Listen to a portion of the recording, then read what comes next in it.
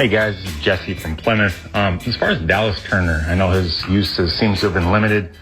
Is it possible that they're nursing him a little bit after that, I think it was a knee injury he had recently, and maybe saving his legs for the home stretch, making sure he doesn't hit that rookie wall when the games matter most? Given KOC's comments recently, I thought that could possibly be the case. What do you guys think? Thanks. Hey guys, Carl from Lake Elmo here. Not so much a question as just a note of appreciation to Mr. Seifert for his continued diligence and reporting on the statistics and analysis of the new kickoff rules this season.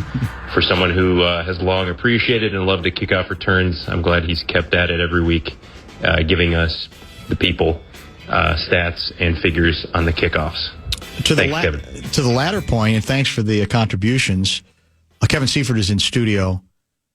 Are you keeping track of this because you relish it or because they've pretty much assigned it to you? Well, I mean, I like any part of football that they're trying to change or innovate, and it's just invigorating, and I like the push and pull between the traditionalists and the new age people that want to change a lot of things, and I also like being in the middle of the discussion of like how do you evolve football to make sure that it continues, because there was a stretch, not too long ago where it was getting so violent and so concussion oriented without any kind of help on or answers on the other side that you wondered, like, is anyone going to wake up and realize they got to, start addressing this? So, and that's part of the kickoff too. So I've been interested, in that particular thing for a long time for those reasons. And, am I interested in whether it's 30% this week or 28% last? That is a little bit less, but I am keeping track of it because it's a news story as well, because they have to decide if they want to keep this or not. Dallas Turner, what do we think? Yeah, so that the comments he was referencing, I think, were when O'Connell was asked yesterday about Dallas Turner and why he only got 4 snaps, and I think the first week he had against the Giants, he had 30-something snaps and was part of the rotation. Then he got hurt in week 2, didn't play in week 3, and every week since then he's just played a handful. I don't think that's injury related. He hasn't been on the injury report. There was no real significant knee injury there. It was just kind of a maintenance thing, from my understanding. And so I don't think that's the reason. I think the reason largely is they had 2 of their best players in the entire team are edge rushers, and Jonathan Grenard and Andrew Van Ginkel. They both have 5 sacks. They're having unbelievable years. Who are you going to take off in the field and for how long to get Dallas Turner on the field? That said, if he was just dominating people in practice and dominating people in the 3 or 4 reps he was getting, I think would have found more playing time for him. So, long story short, I think he's a guy who's playing behind two very good players who they don't have an immediate need to get on the field, and he hasn't given them an immediate reason to get him on the field. How long is Cashman going to be out, and what does his absence do to hurt this defense? Yeah, I think he's at least going to miss this week. The hope is he'll be ready for the Colts game on Sunday night.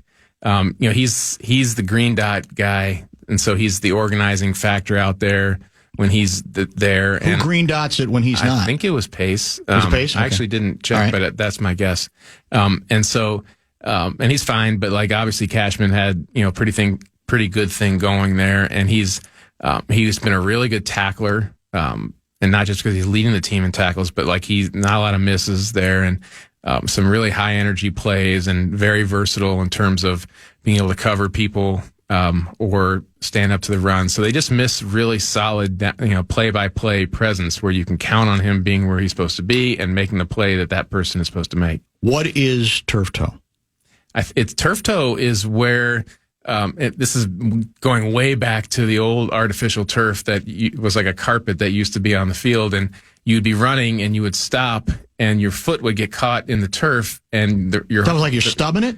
No, the rest of your foot would like keep moving forward, and the toe would get caught underneath. And it was like a sprain. It's like a sprain. Okay. And so it happened so much on that turf that they started calling it turf toe. You don't necessarily have to be on turf for it to happen, but it's basically when your toe gets stuck and the rest of your foot keeps moving forward. So it's not a dislocation, but I think my understanding it's like a sprained toe. And that's what He has. He is suffering from, and it's correct? very difficult to run. Painful. And it takes time. Yeah, just have to, and it's like functional. Like you can't functionally put enough weight on your feet to run. They need a new name for it, like bilateral toe weakness or something, because it sounds like be both it's toes. very, minor league. Turf toe. Come on. Yeah, but in fact, it usually takes time for people to come back. Yeah, and it's like, I think it. Yeah, and so and my guess is people were suffering turf toe before the first artificial turf field was ever on the field, but that's why they call it that. It's nearly impossible, writes Bo, for even the great ones to switch specialties. Edwards shouldn't play football. Jefferson shouldn't play basketball. Seifert shouldn't write about hockey. Good way to put it. Three home runs. Three legends right there. Yeah, 3 Hall of Famers. That's right. Would be Hall of Famers. And I won't write about hockey. I don't think that they have a need for me to write about hockey. So again, the sky isn't falling. The Vikings are still in very good position. They were not probably going to go undefeated. They are hitting a part of the schedule that is inviting. That could potentially get them to 9-1 or even 8-2 pretty easily. On the other hand, I feel like the division race got opened. The one downside of not extending your unbeaten start to the season is you go from being 2 games ahead of everybody in the conference, not just the division, and also 1 leg up on the tiebreaker. Now, on the tiebreaker, you're behind the Lions. They've pulled even with you.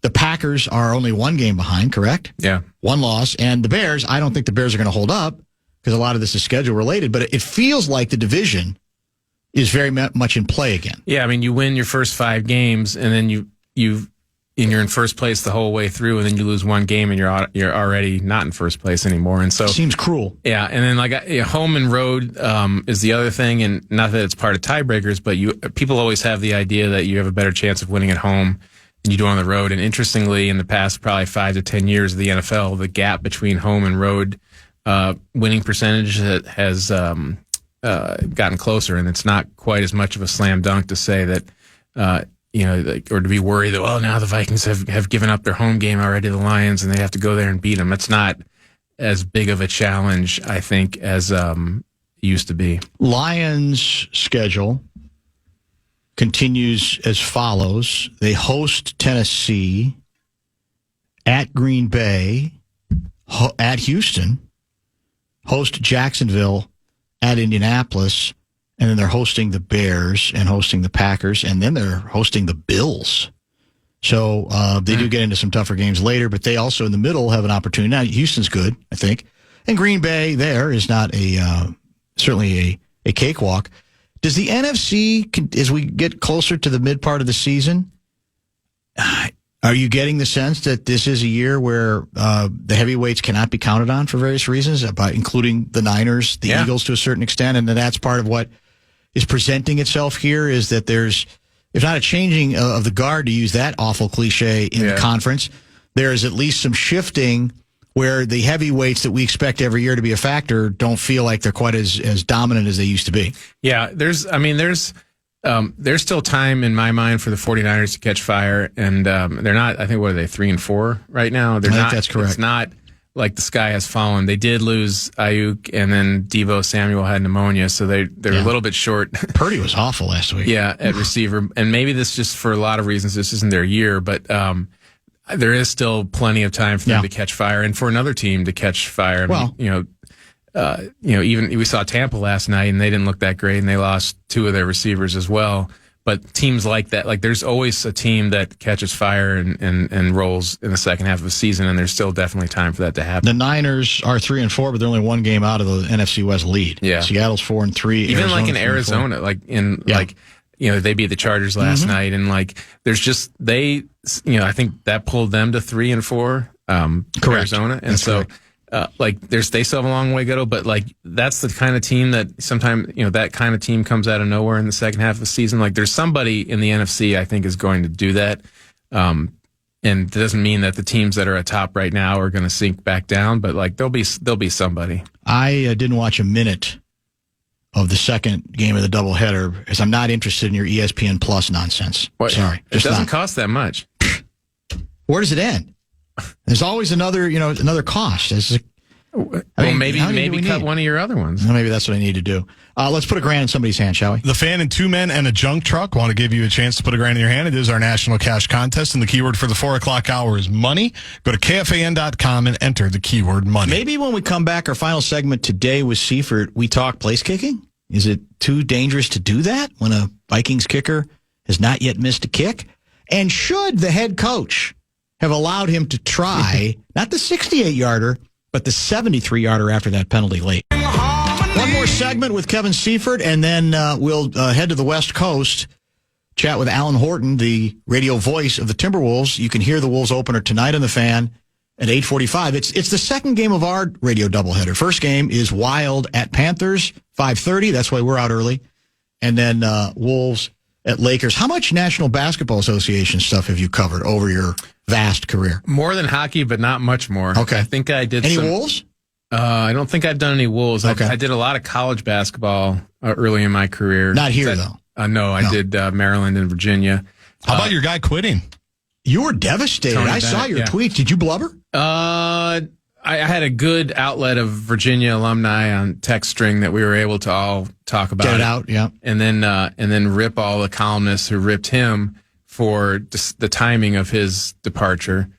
Speaking of Tony Bennett, the that he would do Virginia it this basketball late coach. before season? So basically, they had already started practice, and then he and his wife went on a quick weekend trip, and that's where they apparently decided. But Is that wrong? well, as it turned out, that leaves you no time to actually conduct a search, and so his chosen, assistant head coach was given the job, and so I guess there was some columnists, Pat Forty and the rest, who thought that was one of the many attempts by powerful college basketball coaches to dictate the terms of departure to the benefit of their buddy, who may or may not have been who the athletic director would have chosen if there had been a search. However, Call that the Dean Smith. Dean Smith did it. There's several examples. I think Dick Bennett did it. Did he? And that was when Soderbergh became the coach. Oh, yeah. Did Bo Ryan do it? Bo Ryan kind of did it because he retired early in a season. Where is Bo Ryan these days? He hangs out in Palm Springs a lot. Whoa, that's not a bad place. With Majors? Paul Majors? I don't know if they hang. I'm sure they cross paths. I could see He was just inducted into the Hall of Fame, Bo Ryan, this past weekend. Was he? Yeah. I didn't realize he was in the class. Yes, he was. So your guy, we'll get you a title. So you can't argue with that. Right here in Minneapolis. He got us a title. I didn't have to travel for it. It was one of the greatest weekends of my adult life. And did you storm the court? Forget.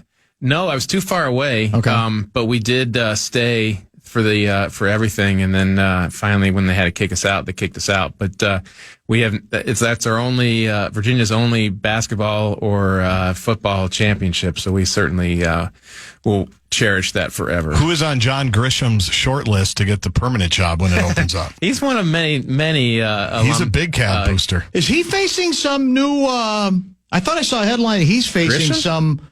What's the word for it when you steal somebody else's material? Plagiarism charge. Is that true or is that nonsense? I don't know anything about it, so I'm sure it's false. Yep. Yeah, Pat Forty wrote about it, but you're discrediting it probably. Yeah, what does 40 know? 40 wrote about Grisham? No, I'm kidding. That's the joke. 40 was ripping Bennett. So, Bennett, I see. Yeah. I see. And it's kind of fun to be on the other side of it and just decide that an opinion I don't believe in is ridiculous because I don't want it to be true. Is this true in terms of not wanting to get ESPN Plus? To watch football. If you just get NFL Plus Premium, you can watch everything off of that. You don't need to get Amazon, ESPN Plus, etc. Is that true? What the hell is NFL Plus Premium? I don't even know what that is. You can get it. It's just on the NFL.com website, but you can watch every game on your TV or on your smart device. You can't cast it. It has to be on your iPad. That ain't gonna work for me. I need size on the screen. Yeah. Come on. Well, get a big iPad. Well, that's the best you can do. What's the biggest iPad out there? I don't think it's quite big enough. You probably have it. That's not funny. That's just way too much envy and jealousy. Yeah. If the Vikings are blowing out a team in the next few weeks, I think we should have Reichert intentionally miss a field goal so we don't risk going to the playoffs with him making 100%. It's that Gary Anderson baggage. It still exists. It's amazing the psychology in the town. Like we really need him to miss a field goal to feel better about him. Here's the thing. What was the movie where the main character kept getting younger? Benjamin Button. Yeah. Matt Damon. I feel like Reichert. No, it was Brad Pitt. Yeah. Brad Pitt. I feel like Riker, every time they show him close up, he's getting younger as the season goes on. He's going to be like 8 when the season ends. He's got one of those superstitions where I think if I understand right, he doesn't get a haircut until he misses a Is that right? Yeah. Yes. And that Matt Daniels, the special teams coach, was relaying that to us. And so how long are his locks right now? Have you seen him without the helmet? I don't think he needs I don't think he can make like a ponytail yet or anything. But if you keep going, it'll just be a matter of time. Have you ever spoken with him? Yeah. So he strikes me, again, from the outside as the perfect kicker. Dull. Yeah. Doesn't seem to have a lot going on, which may not even be fair to him, but that's what we want. We don't want a kicker who's goofy, who seems to be mercurial, who seems to be, basically swing emotionally from one side to the other. This guy just looks like he's an automaton, which is what you want in kickers, right? Yeah, he's definitely, if you were to look at the modulation of his voice, on an audio screen, it would definitely be pretty straight line. He's certainly, but on the other hand, like Justin Tucker, the best kicker of the generation, has a lot going on, very vibrant personality. Yeah, that's he's true. like an opera singer. He does all this other stuff, but he, it's whatever works for you. And in his case, and I just think the natural personality of Reichert is pretty. I doubt his heart rate ever gets very high. Was he this good at Alabama? Yeah. Okay, yeah. He was. So yeah. And what pick did we use on him? He was a 6th-round pick, Pick which 203. Yeah, just about Which is perfect. High, like you wouldn't, your Bears took a punter in the 3rd round. He's really good, but that's a high spot to pick a specialist just based on the volume of plays that they're involved in. But 6th round, I think, was fine. This was a draft where people thought the last couple rounds was not a high, from a position player standpoint, was not a high value spot. So it was a totally fine place to do it. It's to this point, he's been one of the top 2 or 3 draft picks that this group has made. Maybe Jordan Addison's above him, but he's made all 30 of his kicks, 12 field goals, and I think it's 18 extra points. And so he's got more field goals without a miss than anybody in the NFL right now. And so he's been one of the reasons that they're 5-0 and only lost by 2 points in their 6 games. So do we have clues that Hawkinson is going to play Thursday night in L.A.? I mean, they made a move today and released Robert Tonyan, who's been he's been on and off like 9 times. Yeah, already, but he's basically been the guy because Nick Muse, another backup tight end, has a broken finger. So they've been. Is that me or you? I think that might have been you because I'm on mute. I think. Is that you? Yeah, it is me. Sorry Trouble? about that. I thought. That's all right. Well, it's fairly. The reporting never stops. No. Even when I'm on the radio. But no. So we'll on the Hawkinson thing. Tonyan had been sort of the 3rd tight end, and so he was released today. And Bo Richter was signed. The linebacker was signed to the active roster, and so that would suggest that there's a decent chance that T.J. Hawkinson is going to be taking the spot of Robert Tonyan on the depth chart. At least they would have to make another move tomorrow or Thursday even to make room for him on the 53-man roster. But if there's going to be a activation, that is a decent clue that it's coming. Last text for you. Seifert has to revel in that natty since he has to be reminded of NIA Chaminade beating Ralph Sampson's number 1 ranked Cavaliers every year. That's from 702 guys. Yeah, how old were you in that? I think it was like 84 or so. That sounds right. So yeah. I was 11. So I remember that. It was, but it was those. They went to Hawaii, which was was much further behind. So it was like a middle of the night game, and so you didn't even know. It wasn't in the morning paper. If you had an afternoon paper, you might have found out that way. So it took a few days for word to get back to the state of Virginia that their number 1 team had in the country had lost. But that's one of many Virginia basketball losses. I mean, we know that they lost. They were the first 1 seed in the NCAA tournament to lose to a 16 seed, the UMBC game, and then last year they lost in the. It wasn't quite the same, but they lost in the play-in game to Colorado State. And so there's been more than a few very unexpected, one-sided losses in their history, but we'll always have the championship. You will be traveling to Los Angeles? Yes, going to Los Angeles. So first time, I think it's the first time I've ever covered pro football in L.A. Really? Because I haven't been to a Rams or Chargers game since they moved from San Diego and St. Louis, respectively. And I don't think I ever covered a Raiders game when they were the L.A. Raiders. So it's my first time in L.A. covering a pro football game. I am old enough to remember covering the Los Angeles Rams in Anaheim. when they play there for. I covered baseball there. Yeah. Did you? Yeah. That's a long time ago. Thanks for coming in. Safe travels to Los Angeles, California. Thank you. And we will chat with you next week. Okay. Kevin Seifert helping us out as only he can do. ESPN, ESPN.com, and of course ESPN Plus. When we come back, let's talk basketball. Let's see if the radio voice of your Minnesota Timberwolves, Alan Horton, will file a live report previewing the season opener for the Wolves. He is in Los Angeles with the club. They will be on the Fan later tonight after our Wild Panthers coverage, about 8:45 or so, Wolves at Lakers.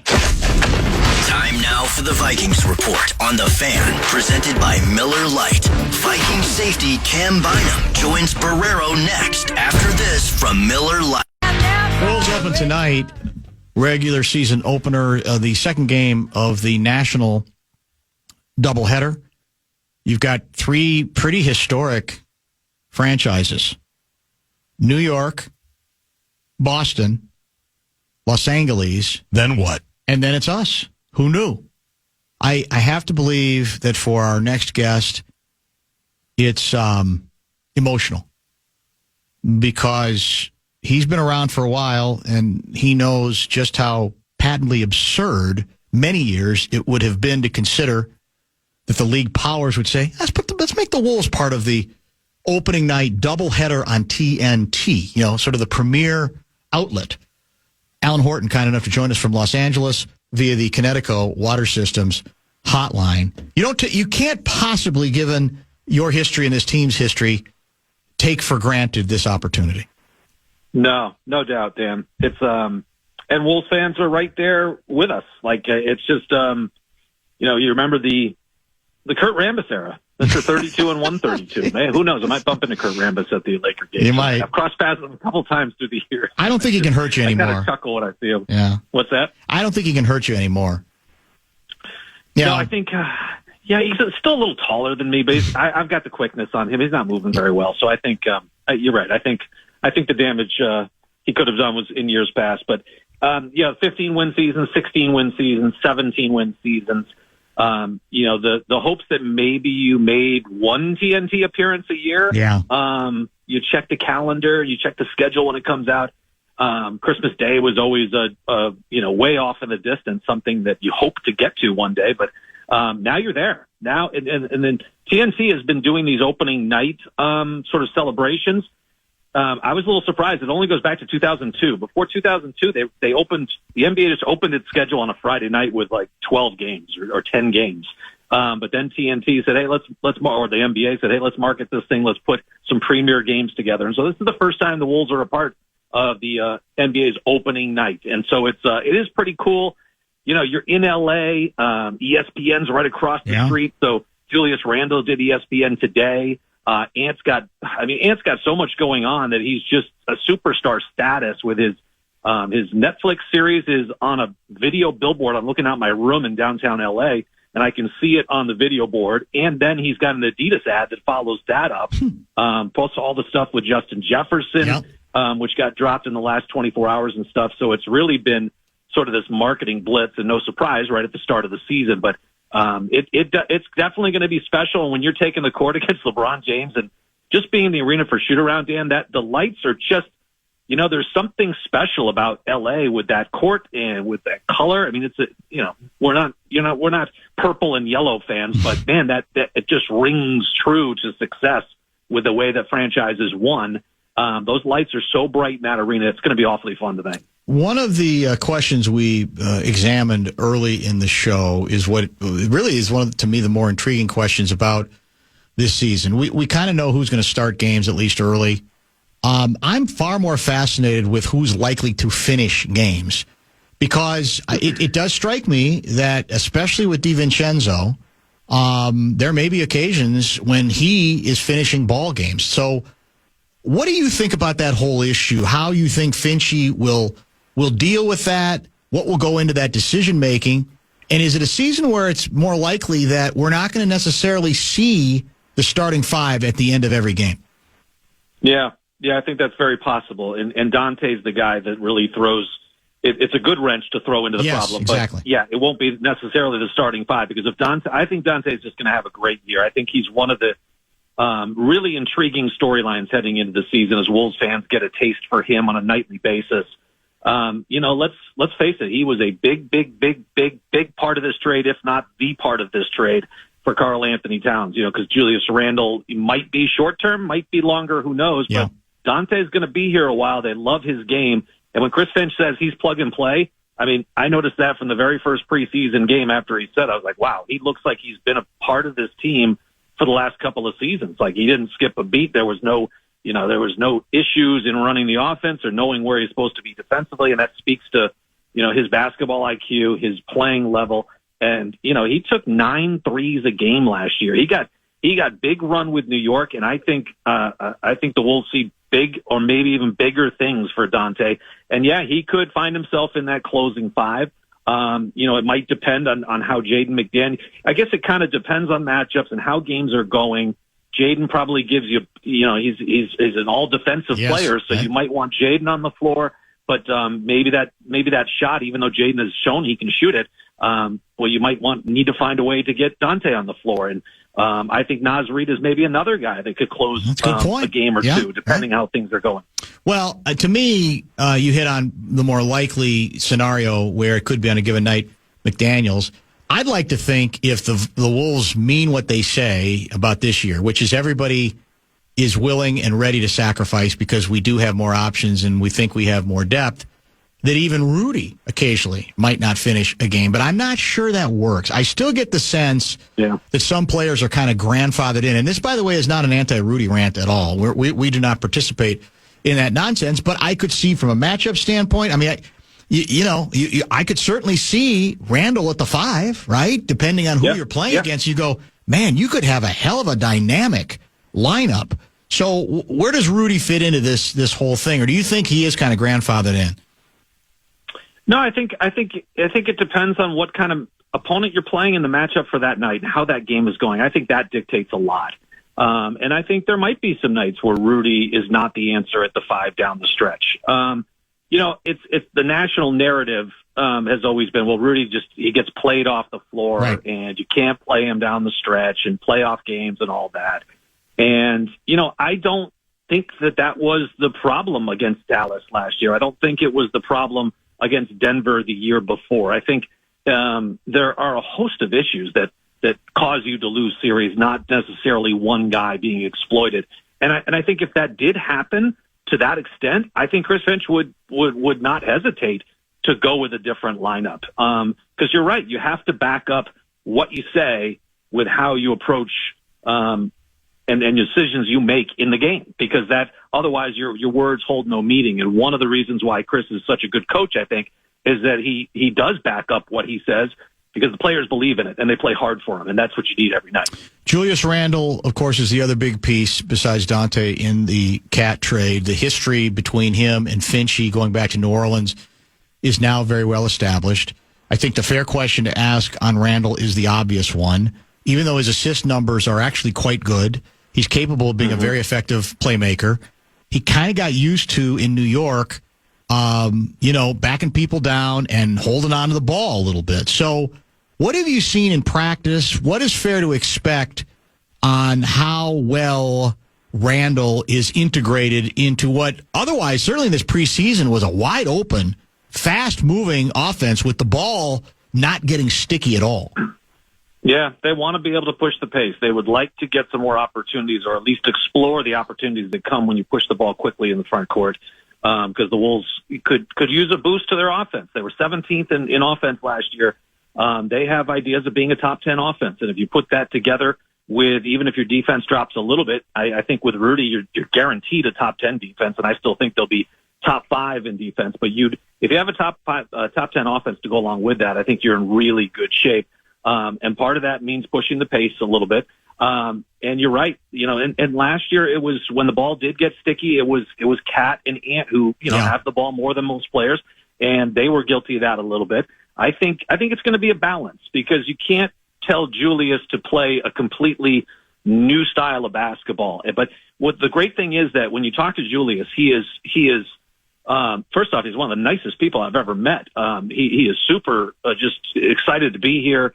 And boy, the way he speaks of Chris Finch is just is through the roof. You know, he really credits Chris in New Orleans for making him jumping to that next level, becoming a 20-point a game scorer. He really credits Chris Finch for doing that. So I think whatever Chris Finch says or wants Julius to do, he's going to be more than happy to do it. But I think you will still see some ISO, some post up where maybe the ball isn't moving as much, but that might be okay as long as you've got a balance, as long as things don't get out of whack. I mean, you're always going to have some possessions where Ant decides to hold and clear out and hold and wait for all the cameras to get on him and set his guy up and then make the spectacular play, which, you know, can be exciting, but not the best thing for an offensive efficiency standpoint. And I think you might see the same thing with Randall a little bit. It's just that there's a good balance between doing that and also pushing the pace, also moving the ball, making sure it doesn't stick too often. I think you can be in good shape. Alan Horton is the radio voice of the Minnesota Timberwolves. You'll be able to hear him tonight right here on the flagship FM 100.3 The Fan at about 8:45. Wolves open in LA against the Lakers. And I tend to agree with you. I think there's room for a little bit of ISO if it falls into the classification of power, because Randall can play with power. And I would argue that if there was a semi-weakness in the Wolves last year is that they were kind of finessey sometimes, great talent, but finessey. And that to me, what Randall does represent at his best is some physicality, a little bit of bully ball. And even Dante, I think of, he's obviously got pretty good quickness, but I think of him as another edgy, tough, physically tough guy that in both cases together can add an element to a team that obviously broke out last season. And I think together, those two, when you look at the trade for Cat, they bring you more. And yes. It's a little unfair to Cat to compare this, but you combine what Randall and DiVincenzo do, that's more than what Cat gave you. And that's one of the reasons why the Wolves love this trade. You get different kind of production. I was a little surprised just looking up, Dan, the numbers that, Cat only took 5 threes a game last year. That's a relatively pedestrian number in the league. Nas got up 5 threes in not half the time, but much less time than Cat did on the floor. And Randall and DiVincenzo get you 14 combined last year, 14 3-point attempts. I think we're going to get back to seeing what we saw when Malik Beasley was on this team a few years ago, getting back to that volume of 3-point shooting, which is really the key. It's funny, but 3-point percentage doesn't matter as much as the volume that you're putting up. The volume wins out over the efficiency just because of the way that shot goes and the league average and all that kind of stuff. And I think you're going to see the Wolves spread the floor a little bit more. I think, especially out of the post, you're right. Randall's got that bully ball aggressive mentality. And I just looked this up the other day. He assists corner threes exceptionally well over the last 4 years. He's 5th best in the NBA in setting up the most efficient perimeter shot in the league to corner three. And Anthony Edwards just happened to be 3rd in the league in that category last year. So that tells me that those are 2 smart guys that can see the game. It slows down for them, and they're able to make the right pass. And, boy, does that set up opportunities for whether it's Dante, Nikhil, Jaden, Mike Conley, who shot 45% on corner threes. I think this is going to be a bigger 3-point shooting team this year with these 2 guys added in. Is this the year Luka Garza is finally freed? It's been a common question. And I don't know the answer to it. To me, his path still seems blocked. You've just replaced Cat with Julius Randle, right. And Randle's going to start. Randle's going to play big minutes. Nas is going to bat. I still think you basically have a 3-man rotation for your power forward and center spot between Rudy, Julius, and Nas now. And so I think it's going to take something, God forbid somebody gets injured or something, but that would be the opportunity, I think, for Luka, because I just don't see, Chris Finch has talked about maybe going a little bit bigger, but I don't know that, extends out to getting Luka more minutes. So I don't know the answer to that. I think a lot of people, we want to see it. I would like to see it too. I think Luka's worked really hard on his game. He does get attacked defensively. You saw that in the game there with a preseason game where the Timberwolves sat their top 9 players. He gets really attacked defensively, but boy, offensively, he's got that 3-point shot. He's a really good offensive rebounder. He's really worked hard on his game. So I hope there's an opportunity for him. That's for sure. In a perfect world in which ego is not a consideration, do you think the Wolves would actually be better served if Randall raised his hand and say, I'll come off the bench, and that Naz Reid would start? Would that actually be the ideal? Or because I'm not here to underrate Randall. Randall's a damn good player. He's an all-star. Mm-hmm. But I'm just kind of wondering, in terms of, the floor balance, the whole bit, I know this isn't going to happen because I'm assuming that'd be pretty hard to sell to Randall anyway. But what do you think about that question? I think it's a valid question. I think you could argue probably both sides of it. Last year, my concern was that Naz had never played more than 20 minutes a game. True. And, yeah. There were calls for him to play, 25 minutes. And I just thought, well, sometimes with guys, when you extend their minutes, that efficiency kind of drops off. But Naz rose to the challenge. I mean, he played, I think, 22, 23 minutes a game. I think he's ready for that next step where you get him up to 25, 26. And I think he's made the case that you could start him. I think his game has come a long way too, especially defensively, where now he's not as much of a liability on that end of the floor as maybe he used to be. So I think the Wolves are in really good shape. Fortunately, I don't think they have to answer that question, especially right now. And so that makes you, if you don't have to answer that question, then you don't tackle it, and you reap the rewards of having a sixth man of the year like Naz, who can come off the bench and do what he does. Give me a sense of the synergy you have observed thus far, as hard as it is to draw any grand conclusions from practice this early in preseason, between Dante and Ant. Yeah.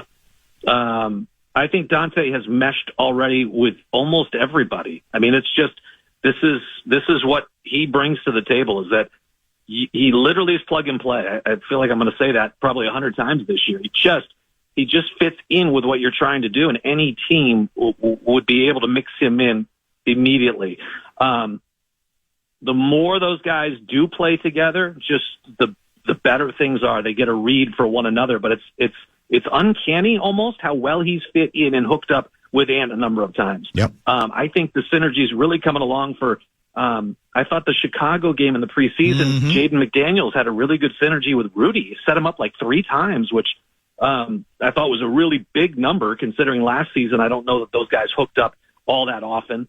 And I think all the guys in general have gotten pretty good synergy. I do worry that you only saw the starting lineup for 13 minutes the entire preseason. Yeah. That was in that game in Chicago. I think Julius is good to go. I think he's fine. They were just being super precautionary. And the way the game's laid out, they didn't want to play him super early. Then one of those games was the Knicks game, and they didn't want to have that be his return. So you waited again. And then the back end of the preseason got moved that game, and so it became a back-to-back, so you didn't want to play him there. So that really only left one game. So there's a little bit of a concern that we haven't seen it all against live opponents. But, we saw it in practice. It looked pretty good. There were times where it maybe wasn't, and it probably will be a work in progress, especially the early stages of the season. But boy, there's a lot to like about some of those nuances. Whether it's Dante and Ant, whether it's Jaden and Rudy, whether it's Jaden and Julius, and Julius and Ant too. I think that I just think there's a lot of combinations for Chris Finch to work with. Last item for this particular visit. So the draft night was a very electric night for the team, on a night where it didn't feel like the Wolves were going to be all that involved in it. They added 2 players that a lot of people were intrigued by, still are. But clearly then there was a feeling that, 1 or 2 of them might have to be a factor from the beginning if you are going to take the next step that you want to. Then you make the trade. Dante obviously becomes a guy who's going to play more often early than those 2. Are they, in your mind now, again, kind of effectively buried, or do you still see a path by which one of them at least could end up being in the rotation before the season's done, outside of injury? It's interesting because the rotation went from before the trade to you had a clear-cut 7-man rotation, and then you'd have to try to figure out what 8 and 9 was. But now with Dante, that makes it 8, and all of a sudden, Chris Finch normally just likes to play 9. Most coaches do. So who's that 9th man in the rotation? That's something we're going to find out tonight about who that is going to be. Is it Rob to kind of, get him some minutes. I mean, both Chris Finch and Tim Conley said that he's going to play this year. That doesn't necessarily mean it's going to be right away. And he had his ups and downs in the preseason. Joe Ingles played in almost every preseason game. I know they like what he brings. He's kind of got that Kyle Anderson pace to him, right? Where he's super smart on the floor, and obviously he's not the quickest to player, especially at the defensive end. But Josh Minot, I think, is really, for 2 years, I thought he was a really, really raw prospect. And now all of a sudden, he looks a little bit bigger. He looks a little more confident, and it's showing on the floor. I could argue that he should get some minutes tonight. And then Terrence Shannon Jr., who's got the big body and is already, he's not this 19 or 20-year-old kid. He's already 23. So he's 5 years in college. He's kind of got some experience and maturity to him that most rookies don't. You could make a case for seeing him a little bit. And so I think Chris Finch has a good problem to have. There's a lot of guys you can make the argument for playing, but I think it's going to be a 9-man rotation. The big question is who that ninth guy is going to be, especially tonight. 8:45 tonight on The Fan, not just the Timberwolves channel, but the flagship FM 100.3, The Fan. The Wolves taking on the Lakers in Los Angeles, California. Alan Horton will, of course, be on the call as always. We appreciate the time, sir. We look forward to many more visits as we play this season out. Dan, sounds great. Thank you. Thanks. Appreciate that. Alan Horton, good get and a good idea by Guardsy to include him in the conversation. In fact, he might have even volunteered his services, which made it even better. We have a half hour to go. That'll include the top 5 at 5. What do you got going? The Minnesota Wild, the Minnesota Timberwolves, and we don't know if A-Rod and Mark Lowry will get the team, but we think we know that they now have the money. Man. Just in case you missed it, it's the top 5 sports talkers of the day. Now, it's time for Dan Barrero's Top 5 at 5. Brought to you by Gutter Helmet of Minnesota. Never clean your gutters again. Learn more at gutterhelmetmn.com. Do I sense a bit of overcast in the sky? What the hell is that all about? Might be a little bit of rain. That's illegal. We've had nothing but sun, I feel like, for the last month. What's going on with overcast? Temperature's still hard to argue with, right? Yes, we'll take it today. 74 degrees? Right now? Chillier tomorrow, I think. Yes, 57 is the high tomorrow. 73 right now. But then I think we're going back into the 60s. I mean, it's almost November. We'll take it. Halloween forecast is promising. Remarkable. In the 50s, I think. 50s, maybe 60s. Very crisp. That's so good. We'll take it. All right, what do we got? There was a blizzard once on Halloween. Was there? Yeah, turns out. Had no idea. Yeah, it turns out. Who knew? We mentioned it with Alan Horton last segment. Your Minnesota Timberwolves open the 36th season in franchise history. Perhaps never, Dan, has there been one so highly anticipated. And we know never. It's not a perhaps never. Have they opened up on TNT on national TV as part of the NBA opening night? It is Celtics and Knicks early, Lakers and Wolves late, 9 o'clock tip right around there. Are the Wolves, Dan, favored tonight against the Los Angeles Lakers? Do you know? I do, and so I'm cheating if I pretend that I'm just coming up with it off the top of my head. I thought I saw by 1 or by 1.5. They're 1-point favorites right now, according to DraftKings, which is who I typically go with for the pick segment and otherwise. A little disrespectful. It's opening night. It's LA. It's LeBron. Yeah, that's true. And does this do anything for you? Are we going to see Bronny for sure tonight? The two of them on the court together? The rumor is second quarter it's going to happen. I don't know if it's the start of the second quarter, in the middle of the second quarter, but that is the rumor. With your guy, ceremonial. I mean, are we really doing this? It's actually a pretty good video that LeBron put out. I don't know if you've seen it. No, but he did the rookie prank where he filled Bronny's car with cereal and then filmed him while he was coming out. Opened the door, cereals everywhere, and then LeBron's in another car and basically tells the rookie, "Don't be late." I'm kind of in on the LeBron Bronny thing. I know it's ceremonial. I know it's stupid, but I do think it's kind of cool. The Griffies are rolling up there. Yeah. Griffey Sr. and Ken Griffey Jr. We had a decent game the other day, but it was in a game that the Lakers lost by like 80. Yeah, so I know. I don't think he's a pro. I don't think that's going out on any limb at this moment, but I got to say I kind of like it. What channel is TNT? Is it 407? Oh, it's in the fours? There's multiple options. Yeah, there's multiple options. Okay, you keep going. So anyway, I'll find it. The Wolves open tonight, 1-point favorites. You'll hear all of it right here on The Fan. But there was a little bit of news, at least informed speculation, and this is still weird to get a hold of here. ESPN's Shams Charania has a story that dropped a little bit earlier this afternoon. We know about the arbitration hearing that A-Rod and Lori have with Glenn Taylor for November 4th. And we'll see. It's going to be a couple of weeks after that, I think, by the time we know what's going to happen with the franchise. Was this Sham's story or Johnny's story? Because Johnny had it, too. Who had it first? Oh, I don't know. Because it's always about who had it first. I quoted earlier in the show Johnny. I thought it was a Johnny scoop. You're saying it might have been a Shams bomb before I have Johnny? no idea. Okay. I just know I saw it. All right, you saw. From Shams. Okay. And I'm reading his story. Johnny's going to be mad at you. He'll get over it. Okay. He understands. He knows how I feel about him.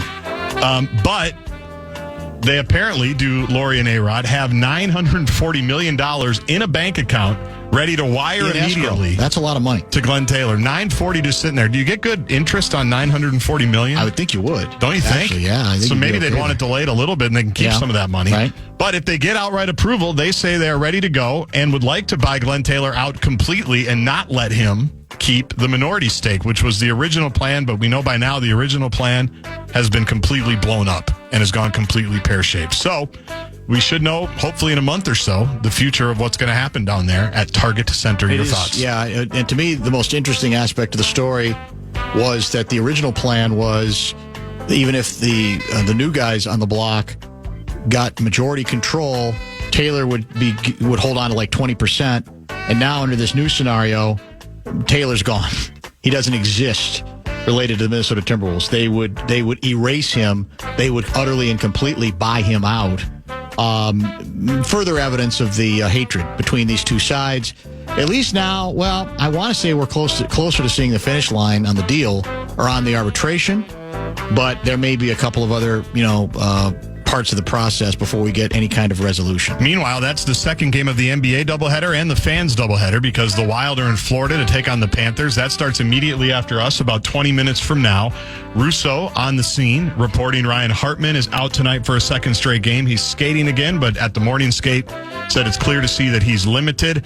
Jared Spurgeon apparently has resumed skating in Minnesota, which is obviously a positive. Russo writes. John Hines doesn't know yet if he'll join the team in Pennsylvania. It's the Gus Bus tonight in Florida against the defending Stanley Cup champions, and they've got off to a really good start. They lead the Atlantic Division with 9 points. The Wild have not lost in regulation, as we know, and we haven't even been behind in regulation through 5 games, which puts us. That's historic, is what it is. Whether now this is a tougher opponent, like you said, it'd be a nice feather in their cap if they could take care of business tonight. So the Wild have 8 points, which is funny. It shows you how loaded the West is right now, Dan. They're in 4th place in the Central Division. They've played 5 games. But it's a little early. Winnipeg hasn't lost. Dallas has lost once. Utah. How about Utah making a jump? They have 9 points as well. So those are your top 3 in the Central. Where did I want to go next? I had one more thing I wanted to wrap up. The Lynx said goodbye today. Cheryl Reeve saying she's basically going to go in a bunker for a while. Wants to make it about the players and their accomplishments today, not so much about the officiating and the controversy and everything that went down with it. And how about this from the WNBA? Diana Taurasi. A little late for that, but go ahead. Is still, today, she said. Oh, okay. Today is supposed to be about the other stuff. Well, no, what I'm saying is that would have been better for her to say the night of the game. And then today, you go off. I'd have reversed the sequencing, but anyway. Diana Taurasi is still mulling whether to play another season in the WNBA or retire. She told the AP today she's going to take her time on deciding what she wants to do. Says, I don't take retirement lightly. No, I mean, I think it might be time. Later on in the story, she said she would like to keep Caitlin Clark off of the 2028 Olympic team in Los Angeles, and so might play her 7th Olympics when that starts in 2028. Can't completely rule that out at all. By the way, speaking of things that were too late, Cheryl also, somebody asked her today, and I don't have the sound. I should have grabbed it. I'll paraphrase it. Just talked about, the both buildings were on fire, right? You were there on Friday night for Game 4. Right. Barclays Center was on fire. They had record ratings in the finals, best ratings in 20 years that they've had for the finals. And so someone asked her about just that groundswell and everything. And Cheryl's answer was very pro Caitlin Clark, which I think would have been very helpful 7 months ago. She basically said when Caitlin announced she was coming and not doing the extra COVID year like Paige Beckers did, Paige is going to play this last year in UConn. The enthusiasm for everybody, for a player that's not going to play for the Lynx, helped all of us. And it was a groundswell, and it was a tsunami, and we've all taken advantage of it. And she said something similar a few weeks ago, too. I think the last time they played. And you just want to go. Finally softened, yeah. Well, it just didn't need to be this difficult for any of them. No. Not just Cheryl Reeves. She obviously is the coach here, so we're going to talk about it. And she was the Olympic coach and all of that. But it was just such an obvious play, and she's correct in her assumption. But it didn't have to be so grudging previously. You're not giving anything away. You're not selling out all the players who've already been here. Right. Saying what is just the truth. It doesn't even matter whether it's fair or not. It's absolutely the reality of it. I think I saw the Fever are 10-1. Oh, is that right? The title next year. I wonder where we are because we have all 5 starters back under contract. I think you're right. Although I think we need to make maybe do a little bit of adjusting. But I think the finals numbers that I just talked about are proof that not everyone's sticking around after Caitlin Clark's in there, but people are interested in it. So don't screw it up. I as a league saved them. I had texts almost every week from people saying, "Look, I'm not proud of it because there's obviously a lot of really good players, but I wasn't paying that close of attention to it. I got into it this year with Clark, and guess what? I did stick around for even after she was eliminated because I got into the rhythm of it, into the groove of it, and said, this is a pretty good product until Game 5. The Fan and 2 men and a junk truck want to give you a shot to put $1,000 in your hand. It is our national cash contest, and the final keyword of the night is grand. Go to KFAN.com and enter the keyword grand. All right, we've got one segment left, believe it or not, because Minnesota Wild take on the Panthers tonight on the Fan beginning at 5:30. Let's do a quick mini hit on the McDonald's absurdities that have broken out regarding the former president's sojourn through a drive-thru or working the French fries or whatever the case may be. A pretty, I thought, effective bit of sound from a pretty popular cable news commentator, I should say. We'll get to that and wrap things up. Let you know what we have coming up tomorrow. Next. Show wrap brought to you by American Pressure, commercial-grade pressure washer since 1975. It's the bumper-to-bumper show wrap. Tuesday regular Louie will join us tomorrow because we had a truncated show tonight.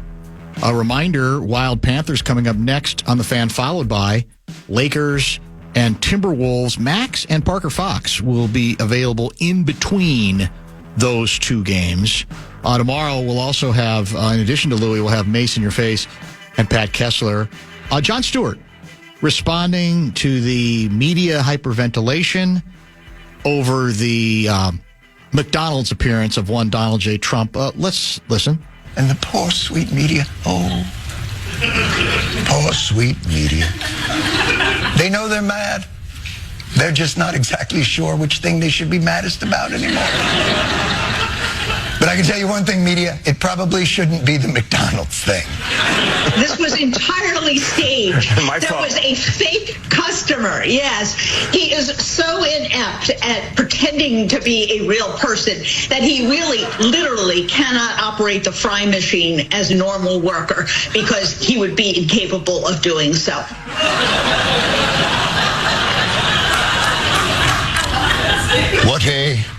What a pleasant counterpoint. Look, I'm all for criticizing Donald Trump, but I got to tell you, I also don't know how to work the fryer at McDonald's. And would be incapable of doing so. Honestly, the best tweet I've seen on this comes from Sean Ono Lennon. Somebody told me Trump didn't actually just work at McDonald's, and now I'm questioning everything. How stupid do we have to get that you have to pronounce the obvious? And how often on the political trail, whoever is running for whatever office, is it a publicity stunt? Is it a staged photo opportunity? We're back to there's plenty to lose our minds over when it belongs to Donald J. Trump. But as Jon Stewart of all people says, this ain't it. The idea that we've got to make sure people understand, did you know, Garza, he doesn't actually work there? Were you confused when you found out? You saw him there with the apron doing the fries. And by the way, again, how sad is it that you have a commentator, an established national columnist who has to say that's how inept he was because he couldn't do it. As if that's another reason that you couldn't possibly vote for Donald J. Trump. Every day we are inundated with these political calculations. and these photo opportunities and these staged events to suddenly pretend that somehow this one was different because it involved him is asinine. It's not astute. It's asinine. I was encouraged that Jon Stewart was among those who saw right through it. I don't think I could do the fryer either, just for the record. I don't think I could myself.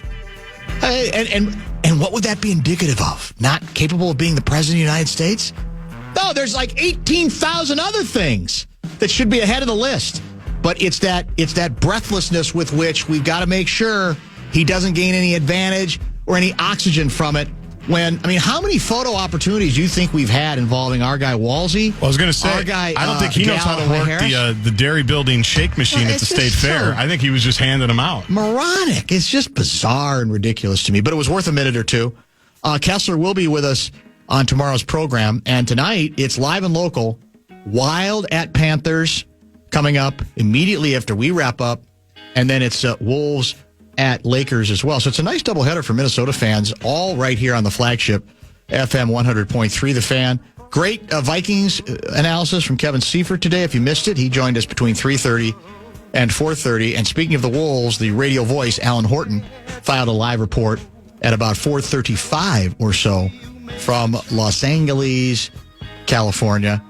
Very much looking forward to both of these games. And this is, by the way, the emotional TNT's having their first salute broadcast because this is their last ride, right? Yeah, this it's is over. Their last year, we think, and they seem to be having fun with a live audience in that regard in Atlanta, Georgia. Thanks for watching. Thank you ever so much for listening. And remember, we're back tomorrow at 3 o'clock right here on The Fan. Come fourth quarter, bring it to the ticket.